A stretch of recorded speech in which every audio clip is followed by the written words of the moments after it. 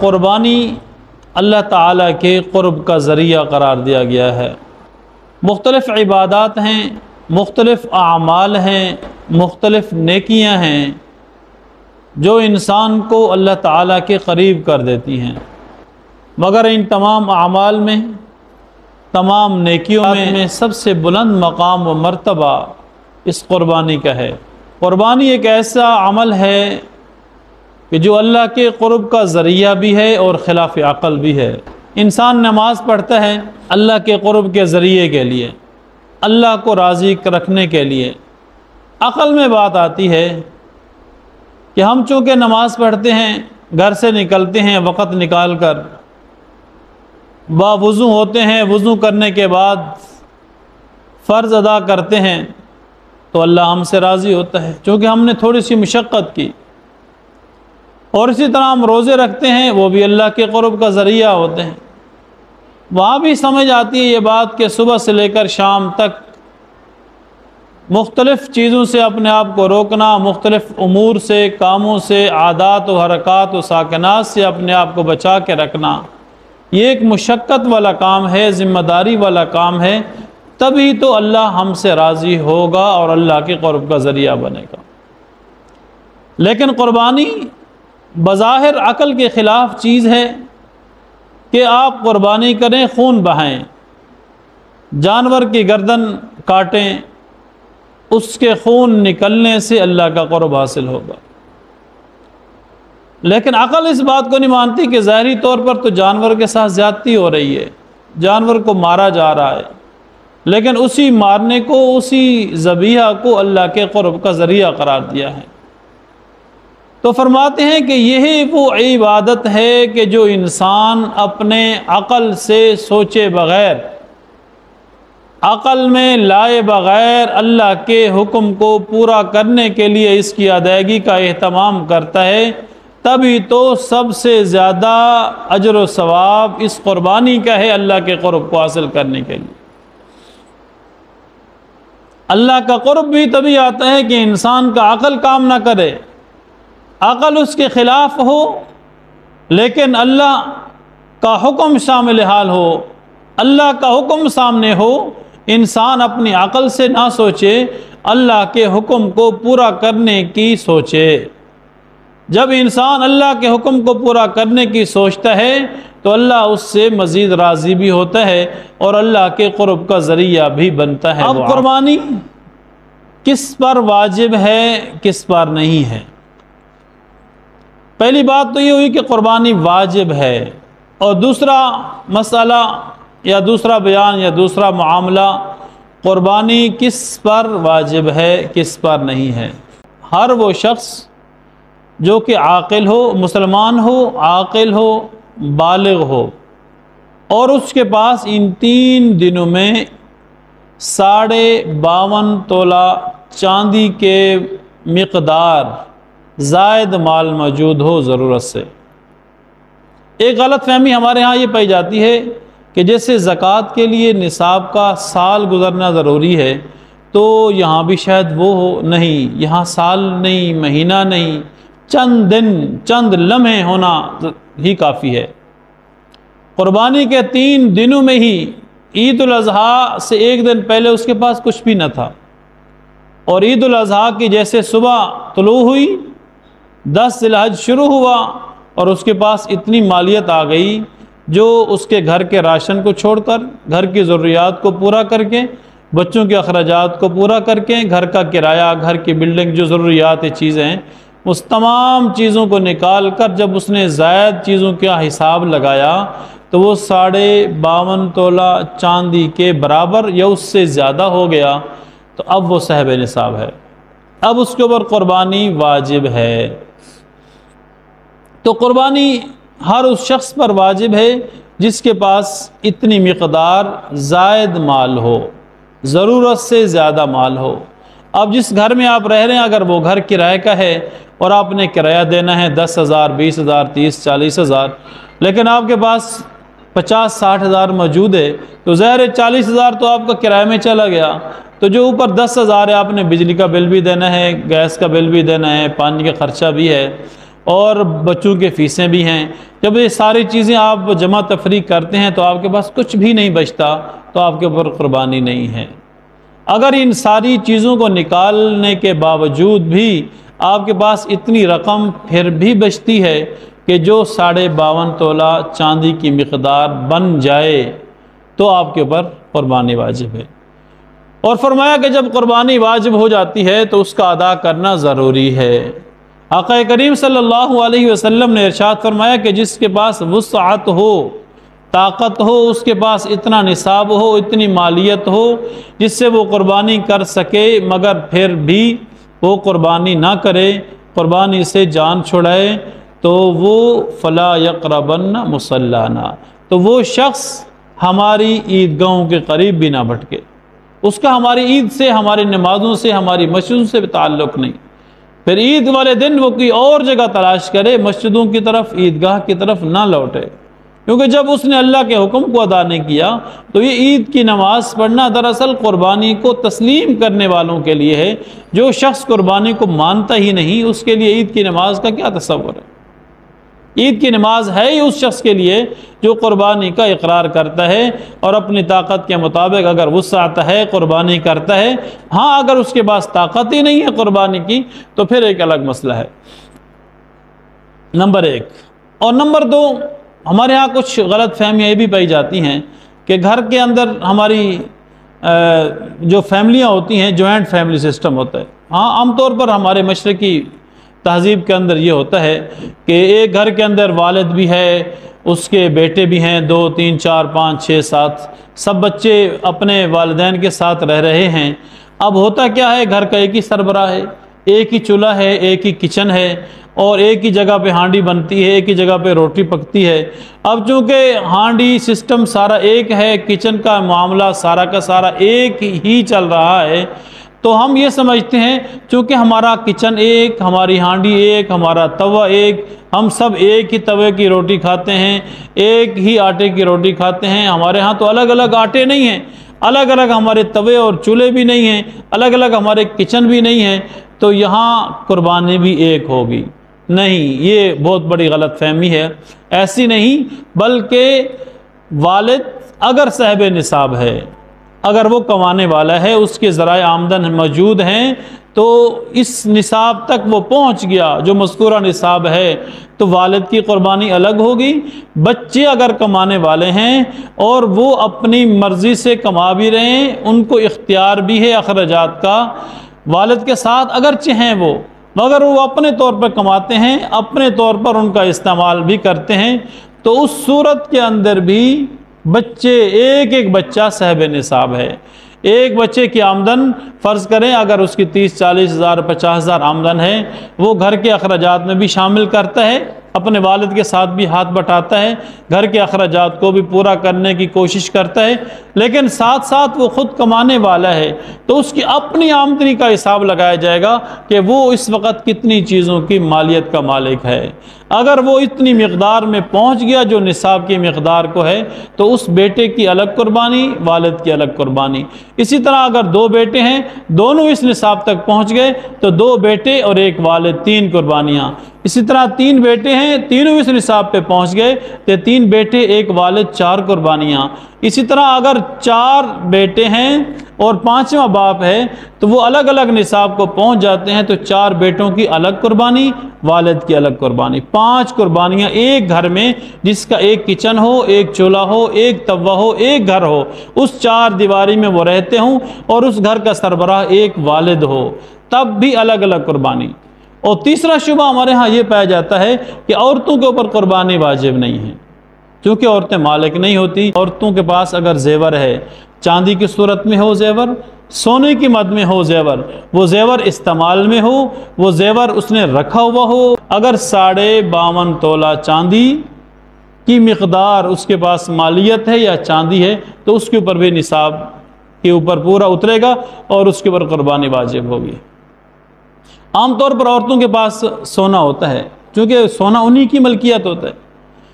اب ہم کیا کہتے ہیں؟ ہم کہتے ہیں وہ تو بیچاری، ان کے پاس کچھ کمانے کے لیے تو کچھ بھی نہیں ہے، وہ تو نوکریاں کرتی نہیں ہیں، کیونکہ ہماری خواتین گھروں میں بیٹھنے والی ہوتی ہیں، تو ہم کہتے ہیں جی وہ تو نہ کوئی روزی کماتی ہیں، نہ وہ ڈیوٹی کرتی ہیں، نہ وہ ملازمت کرتی ہیں، وہ تو گھر میں ہوتی ہیں۔ ہاں اس کو دیکھا جائے گا اگر صرف ان کے پاس 1-1.5 تولہ سونا ہے، 2 تولے سونا ہے، 3 4 5 6 تولے سونا ہے، 7 تولہ سونا ہے، مگر کچھ بھی نہیں ہے، چاندی بھی نہیں ہے، کچھ نقدی بھی نہیں ہے، ہاں اس صورت میں اس کے اوپر کوئی قربانی واجب نہیں۔ ہاں کچھ گھروں میں ایسے ہوتا ہے کہ گھر میں عورت کے لیے باقاعدہ طور پر خرچے کا اہتمام کیا جاتا ہے، چاہے وہ 100 روپے کی صورت میں ہو، 1000 ہو یا ہزاروں ہوں، جتنے بھی ہوں، کم سے کم خرچہ ہو یا زیادہ سے زیادہ، وہ عورت کے لیے دیا جاتا ہے۔ وہ عورت اس رقم کی مالکہ ہوتی ہے، وہ عورت کی مرضی، وہ استعمال کرے، وہ جمع کرے، وہ رکھے، وہ جیسے کرے۔ اگر کسی گھر میں یہ دستور ہے، یہ طریقہ کار ہے، وہ عورت چند روپیوں کے بھی مالک ہے، چاہے وہ 100 روپیہ ہو یا 1000 ہو، تب بھی اس کے اوپر قربانی واجب ہوگی۔ کیوں؟ کہ اگر اس کے پاس 1 تولہ سونا ہے، صرف 1 تولہ، کم سے کم کی بات کر رہا ہوں، اور اس کے پاس 1000 روپیہ ہے یا 500 روپیہ ہے یا 200 روپیہ ہے، اب ہم کیا کریں گے؟ اب سونے کی بات ختم ہو جائے گی، اب یہ تبدیل ہو کر آئے گا چاندی کی طرف۔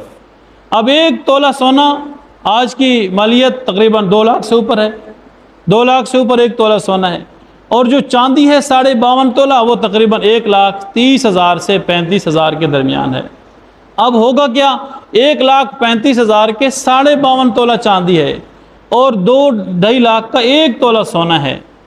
اب کہنے والا تو یہ کہہ سکتا ہے کہ ہم نے تو یہ سنا ہے جب تک اس کے پاس 7.5 تولے سونے نہ ہوں، اس کے بعد نہ زکوٰۃ ہے نہ قربانی ہے۔ یہ کیسے ہو سکتا ہے؟ 1 تولہ سونا ہے اور 500 روپیہ اس کے پاس نقد ہے، اور آپ کہتے ہیں اس کے بعد قربانی ہے؟ ہاں، کیونکہ قربانی کے لیے 3 نصاب ہوتے ہیں: سونا، چاندی اور مال نقدی مال ہو، چاہے وہ کیا نام ہے، کوئی کاروباری مال ہو یا پیسے کی صورت میں، کیش کی صورت میں آپ کے پاس موجود ہو۔ جب ہم وہ حساب کرتے ہیں تو اس کو پھر چاندی کے برابر گنتے ہیں، پھر سونے کا حساب نہیں ہوتا، پھر وہ چاندی میں آ کر تبدیل ہوتا ہے۔ چاندی کی مالیت کیونکہ سب سے کم بنتی ہے، اس لیے اگر عورتوں کے پاس سونا چاندی موجود ہے اور اس کے ساتھ ساتھ تھوڑی سی رقم بھی ہے، کم سے کم رقم بھی ہے، تب بھی ان کے اوپر قربانی واجب ہے۔ تو اس کا اہتمام ضرور کریں۔ ہم لوگ کوشش کرتے ہیں اس کا حساب کتاب نہ کریں اور جان چھڑا لیں، لیکن اس کی مصیبتیں ہم دیکھتے ہیں روحانی طور پر بہت زیادہ ہوتی ہیں۔ اب اللہ نے ہمیں ڈنڈے اور سوٹے تو مارنے نہیں ہیں، ہمارے پاس سب کچھ ہے، ہم قربانی نہ کریں تب بھی اللہ نے کچھ نہیں کہنا۔ اللہ نے تو ہمیں کچھ نہیں کہنا، نہ گربان سے پکڑنا ہے، نہ ہاتھ سے پکڑنا ہے، نہ اعلان کرنا ہے کہ فلاں فلاں شخص کے اوپر قربانی تھی، اس نے ادا نہیں کی۔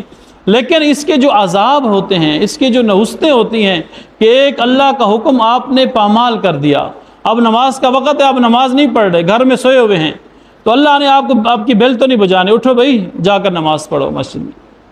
اللہ نے ایک حکم نازل کر دیا، نماز کا وقت ہو نماز پڑھو، زکوٰۃ کا وقت ہو زکوٰۃ دو، قربانی کا وقت ہے قربانی ادا کرو۔ اللہ نے اصول وضع کر دیے، اگر ہم اللہ کے اصولوں کو پامال کریں گے، اللہ کے حکموں کو پامال کریں گے، اللہ کے احکامات کو نہیں مانیں گے، تو دنیا کے اندر بھی ہمارے لیے ذلت ہے اور آخرت کے اندر بھی ذلت ہے، پھر اس کی سزا وہ سخت ہے۔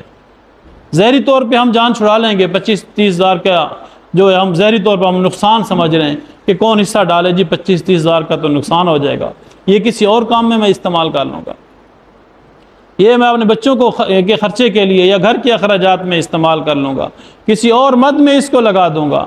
ظاہری طور پر یہ فائدہ نظر آتا ہے ہمیں، لیکن جب ہم اس کی نقصانات کی طرف جاتے ہیں اور ہم سوچتے ہیں اس کے نقصانات کو اگر ہمیں حقیقت کا ادراک ہو جائے تو ہمیں 25-30 لاکھ بھی اس نقصان کے مقابلے میں ہیچ نظر آئیں، ان کی بھی کوئی حیثیت نہ ہو۔ لیکن چونکہ ہمیں دنیا کی محبت ہے، مادیت کا زمانہ ہے، ہم دنیا کی محبت میں مستغرق ہو چکے ہیں، اس لیے ہمیں 1-1 روپے میں منافع زیادہ نظر آتا ہے اور اللہ کے حکم میں منافع نظر نہیں آتا۔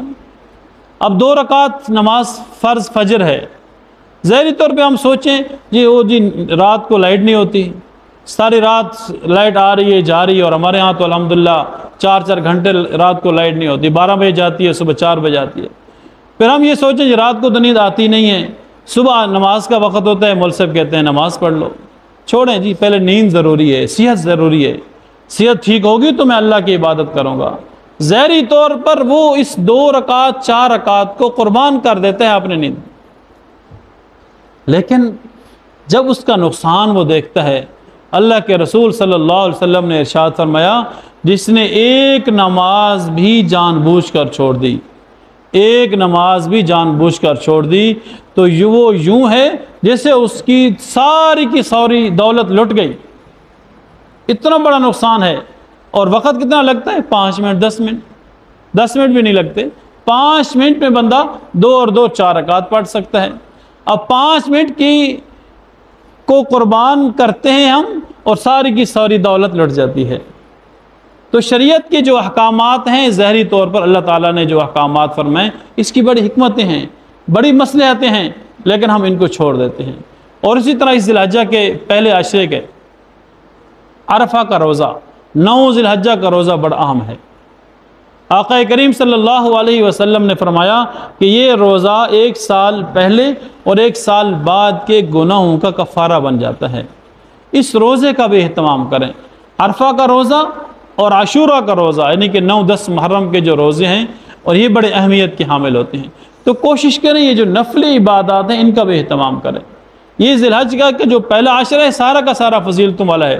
علماء فرماتے ہیں اگر اور کچھ بھی نہیں کر سکتے، اضافی عبادت نہیں بھی کر سکتے، تو کم از کم اتنا ضرور کر لیں 5 رکعت نماز فرائض، یہ تکبیر اولیٰ کے ساتھ یا با جماعت ادا کرنے کا اہتمام کر لیں۔ ممکن ہے اللہ تعالیٰ ان کے تو فعل ہمارے بڑے بڑے گناہوں کو اور بڑی بڑی مصیبتوں کو ہم سے ٹال دے۔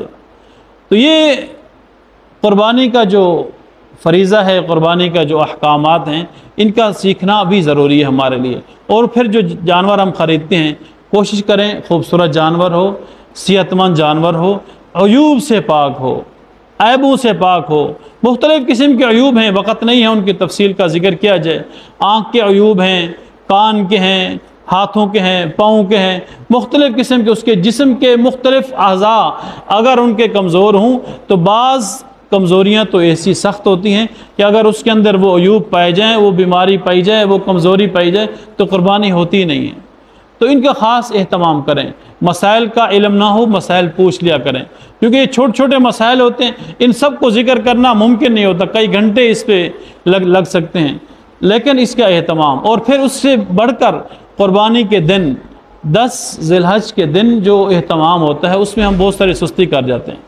سب سے پہلے ہم قربانی جب ذبح کرتے ہیں تو سنت عمل یہ ہے کہ وہ قربانی دینے والا، قربانی کرنے والا خود اپنے ہاتھ سے اس جانور کو ذبح کرے۔ آقا کریم صلی اللہ علیہ وسلم اس عمل کو متواتر استعمال کرتے تھے۔ ہمیشہ آقا کریم صلی اللہ علیہ وسلم اپنے جانور کو خود ذبح فرمایا کرتے، لیکن ممکن نہیں ہوتا ہر ایک کے لیے، طریقہ کار بھی نہیں آتا، علم بھی نہیں ہوتا، تو پھر ضروری ہے کہ اس کے اوپر موجود رہا جائے، کوشش کریں۔ ہاں اگر مجبوری ہو اور آپ دور ہیں اور آپ کا جانور آپ سے کافی دور ہے، تو پھر جو آدمی اس وقت وہاں شریک ہے، چاہے وہ آپ کا رشتہ دار ہے، آپ کا دوست ہے، آپ کا جاننے والا ہے، اس کو اپنی طرف سے وکیل بنا دیں کہ آپ میری طرف سے وکیل ہیں، آپ میرا جانور ذبح کروا دیں، تو پھر اس صورت میں بھی جائز ہے اور ایسے کوئی مسئلہ نہیں ہے۔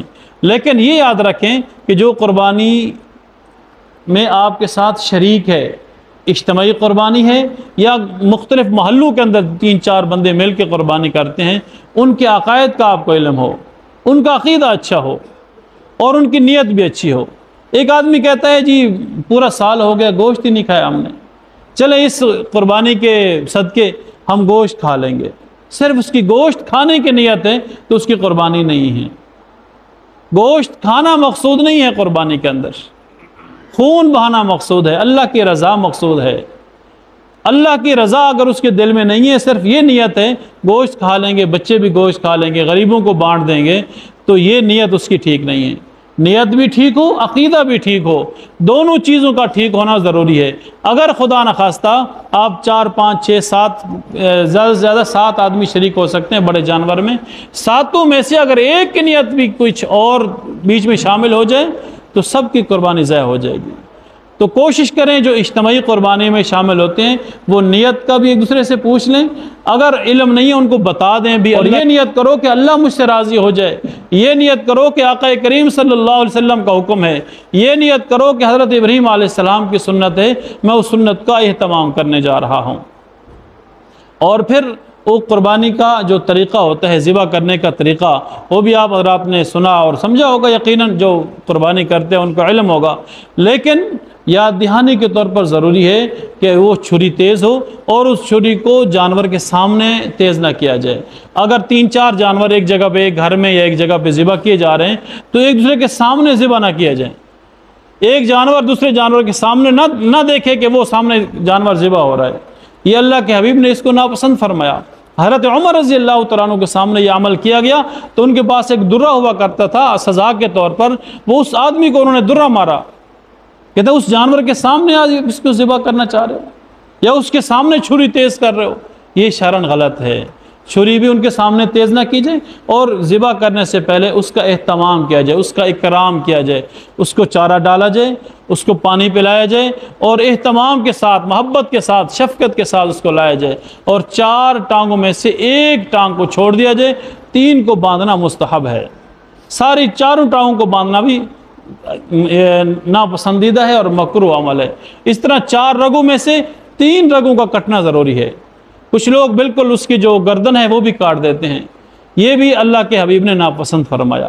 جب تک اس کی سانس، اس کا خون نکل رہا ہے، اس کے گردن کو، اس کے سر کو اس کے جسم سے الگ کرنا، یہ اللہ کے حبیب نے ناپسند فرمایا۔ ہاں جب خون بالکل نکل جائے، جسم ٹھنڈا ہو جائے، پھر اس کا سر الگ کر لے، کوئی حرج نہیں، لیکن اس سے پہلے کرنا یہ ناپسندیدہ عمل ہے۔ تو جو قصائی ہے اس کو بھی ان چیزوں کا علم ہونا ضروری ہے۔ اور سب سے اہم چیز، ہم بسم اللہ اللہ اکبر اہتمام سے نہیں پڑھتے، بلکہ جتنے لوگ جانور کے ساتھ شامل ہیں ذبح کرنے میں، سب کے لیے ضروری ہے بسم اللہ اللہ اکبر 1 مرتبہ پڑھنا ضروری ہے۔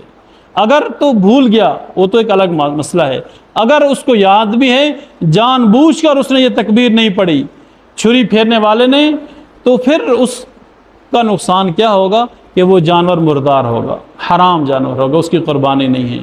تو جو قصائی حضرات ہیں ان کو آپ لوگ بھی بتائیں کہ آپ کو شریعت کا علم ہے، مسائل کا علم ہے، اور قبلہ رخ ہو کر اس کو ذبح کیا جائے۔ تو باقی چھوٹے چھوٹے مسائل ہیں، آپ کتابوں میں بھی پڑھ سکتے ہیں، اور آپ آج کل جو جدید آلات ہیں اس کے ذریعے سرچ بھی کر سکتے ہیں، علم بھی حاصل کر سکتے ہیں۔ تو کوشش کریں کہ سنت کے مطابق اس سنت کا اہتمام ہو۔ اللہ کے حبیب صلی اللہ علیہ وسلم نے ہمیشہ اس سنت کا اہتمام فرمایا، کبھی بھی اس کو چھوڑا نہیں ہے۔ تو کوشش کریں جس کے پاس طاقت ہے، وسعت ہے، اس کے پاس اتنی مالیت ہے کہ وہ قربانی خرید سکتا ہے یا قربانی میں حصہ ڈال سکتا ہے، وہ ضرور ڈالے، اور جس کے پاس طاقت نہیں ہے وہ اللہ تعالیٰ سے مانگے کہ اللہ تعالیٰ انہیں اس دفعہ نہ تو اگلی مرتبہ توفیق دے اس سنت ابراہیمی کی ادائیگی کا، اور ہم سب کو اس کا اہتمام کرنے کی، اس کے لوازمات اور احکامات پورا کرنے کی توفیق نصیب فرمائے۔ وآخر دعوانا الحمدللہ رب العالمین۔